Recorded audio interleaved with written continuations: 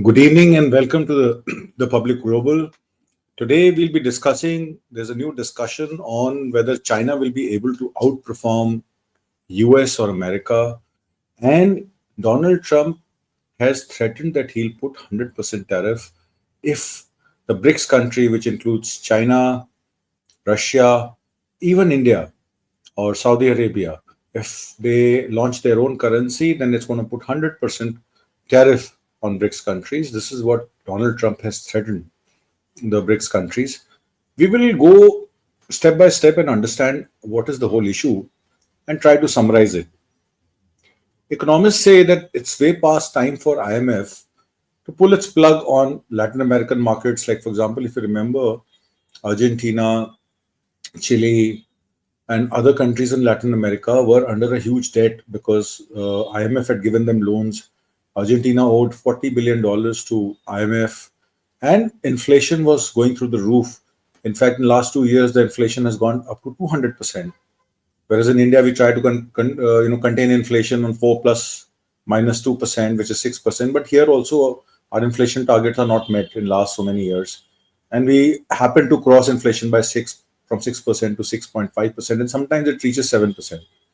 If you account for food and fuel, where the fuel inflation is about 12.9% on an average in last 5 years, and food inflation has, especially vegetables, seasonal vegetables and perishable items, the inflation is not less than 13.5%.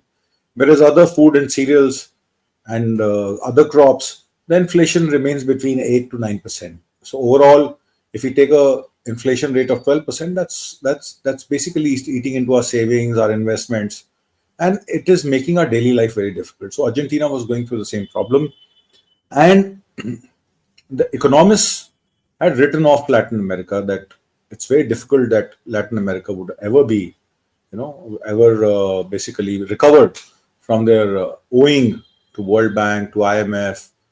And America always wanted these countries, including Colombia, Argentina, Chile, to be under its thumb.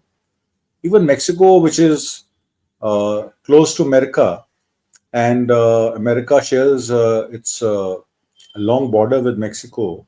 The influx of labor through Mexico, and especially through the donkey route, all these Asian countries, people who want to illegally enter America, enter through Mexico. We have seen the donkey route also. So Mexico has become a hub or a production base for China in last so many years. They're developing their EV vehicles. They have Huawei as a company, which America always says that it's a Chinese-run telecom company. It has cutting technology. It has affordable pricing. It has far-reaching, telecommunication solutions for people to afford. It's affordable. It works on high tech. It works on satellites. So America has always been against telecom companies of China because they threaten that telecom companies and the EV vehicles of China do espionage operations in the countries, whether it's European Union or whether it's America. You have seen that in European Union they have put 35 to 45% extra custom duty on EV vehicles because the penetration level was very high. I'll give you a small example. In Norway, 95% vehicles run on EV batteries, which are supplied, the cars which are supplied by China. 95%. They've gone completely green. So definitely, in country like Norway, China has an upper hand. Mexico, they have developed it as a production base. I will give you a small figure. In 2023 alone, $23 billion, $33 billion worth of investment has gone into Mexico, into production facilities in making cars, auto components, automation products, robotics, artificial intelligence, steel. So these are the few industries where China excels in production because they have realized their production capacity, their economies of scale, and they also leverage those costs by putting low cost manufacturing items. For example, power generation equipments. Nobody can beat China in terms of producing equipments which can produce or manufacture products of mass consumption. And that's what America is threatened about. A few American economists have said that this basically is because the American politicians or the American authorities are jealous of China's development. Since America was the richest country in the world and it has the largest base of gold reserves, which is to the tune of 11,000 metric ton of gold America has. And if you compare the next three countries, which could be Germany, Britain, or China, all three countries put together, America has more gold than what they have. So China will never be able to outperform the dollar currency. However, it is also true that American currency is used in 58% of global trade.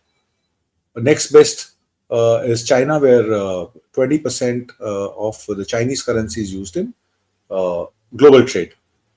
So 58% American currency dollar is accepted because, the OPEC nations, when they were formed, oil producing nations, they were only taking dollars to supply crude oil. Now, Russia has come out as a big producer of crude oil. So, countries like India are also sourcing crude oil from Russia and they pay yuan, which is a Chinese currency. And China, on the other hand, may not have that much of gold reserve.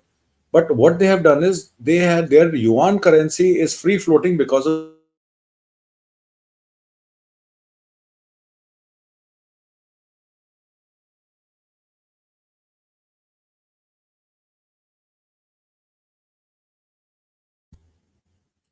so their production capacity, Chinese production capacity, is so huge that their currencies free float in more than 190 countries.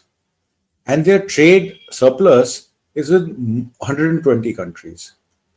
If I talk about Chinese exports, China have exported till now in this financial year $3.543 trillion worth of exports they've sent, which is $1 trillion more than what they did last year. And this current figure is close to this current figure is close to uh, $1 trillion more than what they did last year, and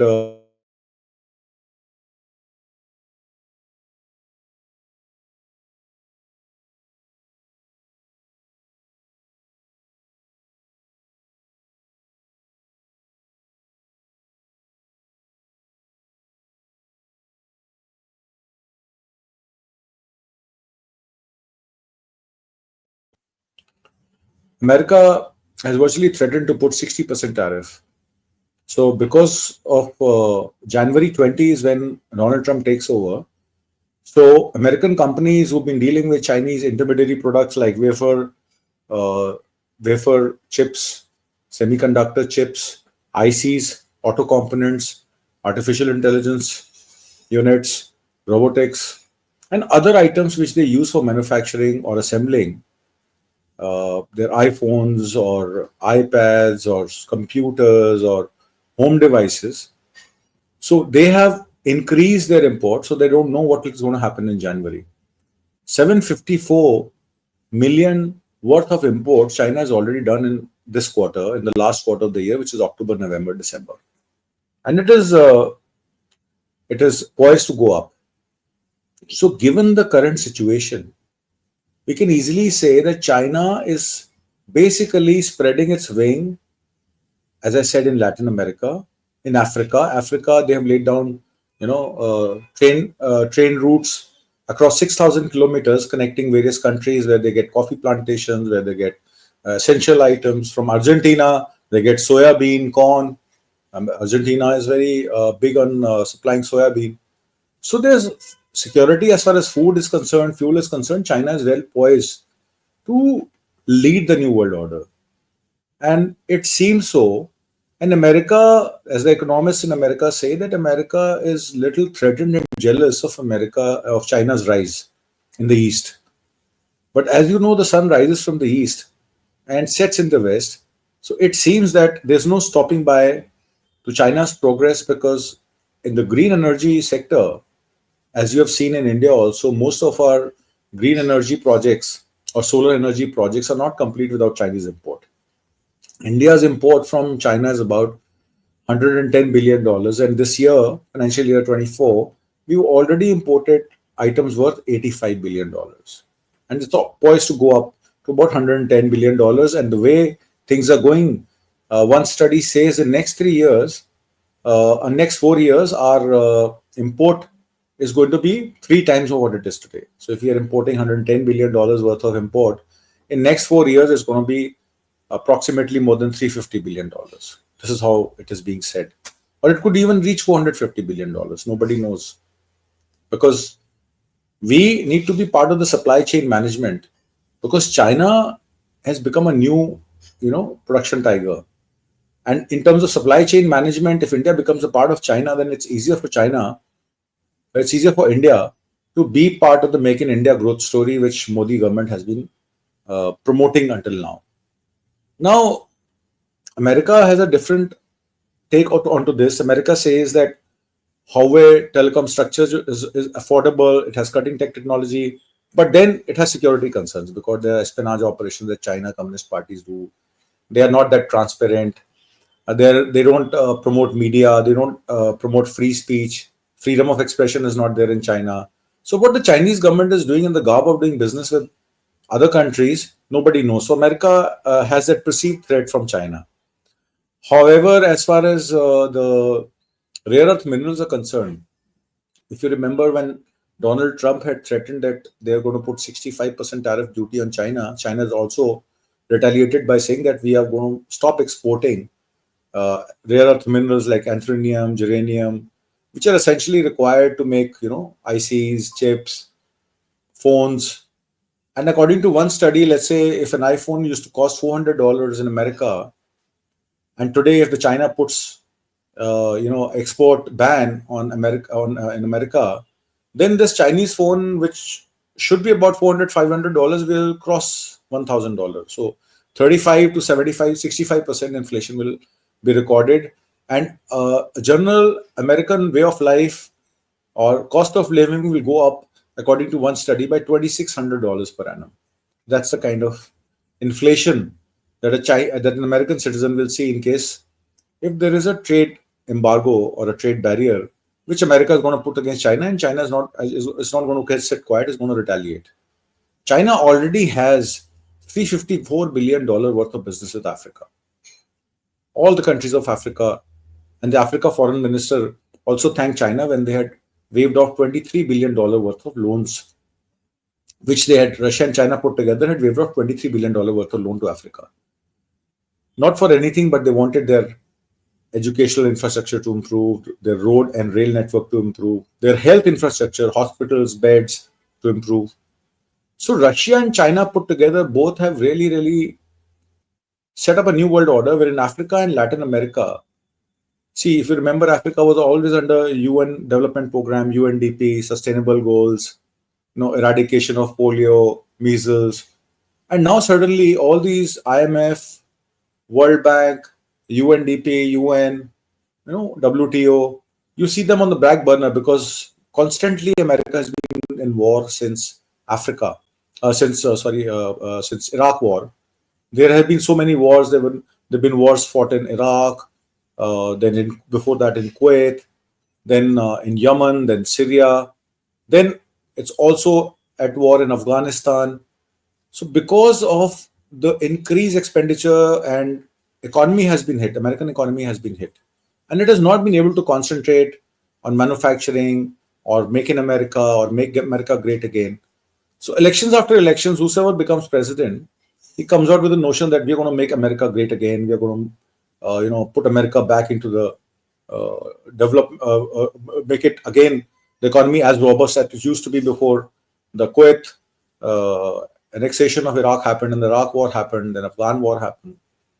And the damage to the economy because of the war is so much that even today, Vivek Ramaswamy and Elon Musk, who have formed this new ministry called the DOJE, is also planning to cut down expenses of Pentagon. Earlier, Pentagon never had a cut in this budget, which is basically the main arm of the American government, which controls the army and all these war operations.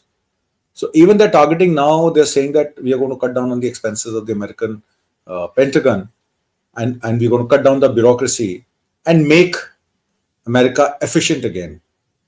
So this Department of New Efficiency is going to basically take care of all the red tapeism, bureaucratic problems.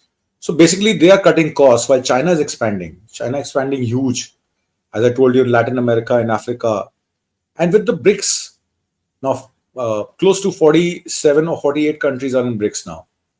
Because BRICS was a small conglomerate of about 9 countries, and then Saudi Arabia was called, and now, including Iran, there are a lot of countries which are part of BRICS now. So, considering BRICS is launching its own currency, its own grain exchange program, it is trying to de-dollarize the economy, South African economy, African economy, African economies, Latin American economy, China, Russia. They have, in fact, China with the help of Russia have put in 2 development banks, one in Argentina and one in Brazil. Brazil is part of BRICS, so they're putting in development bank along with Saudi Arabia also. So these development banks will basically take care of all the money requirement, whether in yuan or real or Argentinian peso or Brazilian currency. So all these currencies will be freely tradable, and you don't need to exchange them in dollars and then basically do international trade. So once yuan as a currency become acceptable and more involved in trading with different countries, so dollar de-dollarization will already happen and dollar dominance will already get over. So this when America tries to create a big brother that without me nothing can happen, then that thing will be over. However, Donald Trump ran his entire campaign as Make in America. We're going to put new jobs in place. We are going to stop imports of items which you can produce in America. And every election, every leader who comes and blame an incumbent government says all these things. So Donald Trump also said, while we stand by and watch is over, we requirement from these countries that they will neither create a new BRICS currency nor back any other currency to replace the mighty US dollar, or they will face 100% tariff. That's what he says. And should expect to say goodbye to selling into the wonderful US economy. Now, the thing is, US is not the only economy that China is looking at or Russia is looking at. Russia is selling crude to India. Our 45% requirement of crude is getting with Russian crude oil. And we've been able to leverage our costs by getting import from Russia at $50 or $60 a barrel. That's a different story. By the time it reaches our FOB or our refineries, it costs us about $89 because we have to look into our freight and insurance costs, which have been escalated beyond the cap that was there on Russian crude oil, the Ursul crude oil. But then, all in all, even if we get FOB at $89, if we start calculating the refining cost or the distribution cost, the petrol and diesel cost should not be more than 75, 76 rupees a litre. So government has to look into it because government charges a lot of VAT and cess on it. So America, when it says that you can go and find another sucker, there's no chance that BRICS will replace the US dollar in the international trade. I think America is threatened. Donald Trump is threatened. And with constantly imports rising, as I said, $754 million worth of imports have already happened with America, Chinese import. So how can you say we'll put 100% duty or 60% duty? I think America production or manufacturing will come to a standstill. Everything will get expensive. As I said, if you stop supplying intermediary goods which are used in value production for producing mass items, it's going to create a havoc. So for Donald Trump to put so much tariff and live in an era where protectionism, tariff, sanctions were the key hallmark for American, leadership, or American, you can say, kind of threatening other continents and governments or countries. I think that time is over now. You have new technology, you have artificial intelligence, you have robotics, you have so much of growth that is happening in technology front, so much growth happening in artificial intelligence, so much growth happening in, increasing production capacity by involving machine so that, labor can be more efficient. And in some places where labor is not available, machines can be used to do mass production. So China's recent pro-growth pivot has potential to put the economy on a faster track, it's for sure. A trade war with the US in 2025 threatens that prospect. And as economists and I say, is that you have to live in a coalition. You have to live in a collaborative federation. You can't be at war with each other just because China is doing better. Rather than fighting with them, you can leverage their technology advancement and make your production and make your products cheaper for mass consumption, and you can produce better. You can produce more with less. Why be at war with China?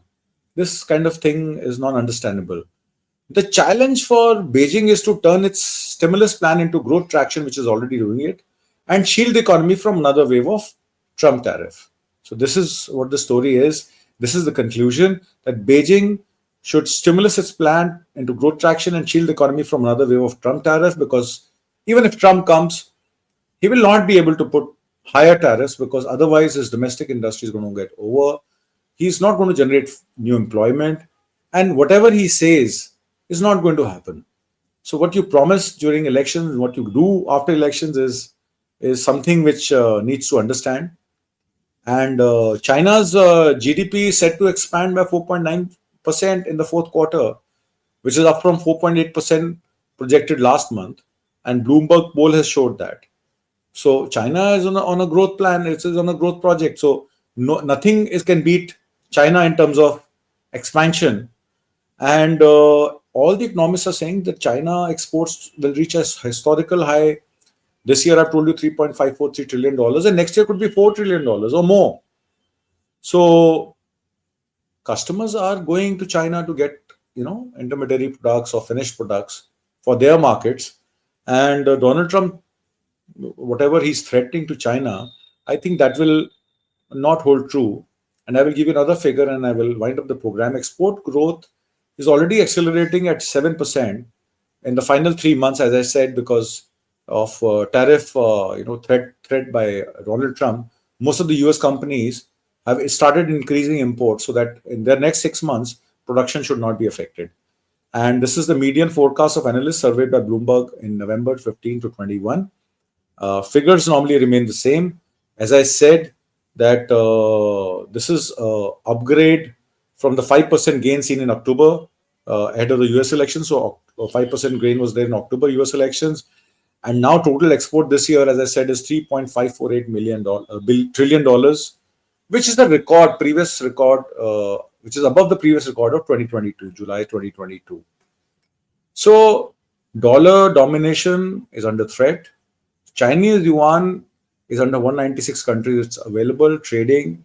And even if China's currency is not converted into a capital account, it's freely convertible into a current account. It's no way stopping China. And I think in times to come, the interesting times ahead, India needs to poise to align its production and supply chain management and become an intermediary with China. I think the Make in India tiger can only grow with the Chinese tiger, with the Chinese growth story. You can't work in isolation. So I leave you with these thoughts, and I will come back on Friday with a new subject. Thank you very much for hearing. And please, we'll appreciate if you put in the comment box, how do you like the program? How do you want us to improve? And we will try and reply, and we'll try and work on your suggestions.